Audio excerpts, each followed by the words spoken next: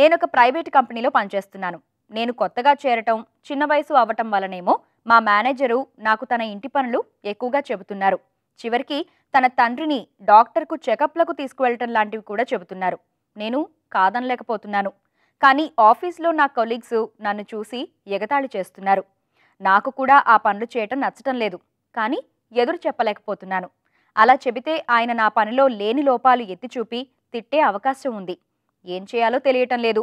ఏదైనా మంచి సలహా ఇవ్వగలరు అని అడుగుతున్నారు. ఏదైనా ప్రాబ్లం మనకు వస్తుంది అని అన్నప్పుడు మనం దాన్ని ఎదుర్కోవడానికి ధైర్యంగా ముందరికి వెళ్ళి మన మనసులో ఏదైతే విషయం ఉందో అది ప్రస్తావన అవతల వాళ్ళకి తెలియచేస్తే అర్థమవుతుంది. మీ మేనేజర్తో మీకు ఏదైతే ప్రాబ్లం ఉందో స్ట్రైట్గా వెళ్ళి ఆయనకే ఓకే ఇలా నాకు ఇష్టంగా లేదండి, నేను ఇలాంటివి చేయడం నాకు ఇష్టం లేదు, నేను ఇక్కడ ఆఫీస్లో పని అయితే చేస్తాను కానీ మీ ఇంట్లో పని చేయను అనేది మీరు క్లియర్గా చెప్పగలగాలి.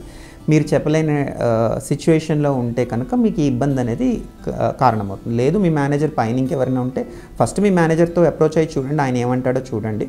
ఆయన కూడా వినట్లేదంటే మీ పై అధికారికి వెళ్ళి చెప్పండి, ఇట్లా మీ మేనేజర్ ఇట్లా చేస్తున్నాడండి, నాకు నచ్చటం లేదు అనేది చెప్తారు. ఈ రెండు కాకపోతే మటుకు మీరు ఈ ఉద్యోగంలో ఈ ప్రాబ్లం అనేది ఫేస్ చేయక తప్పదు.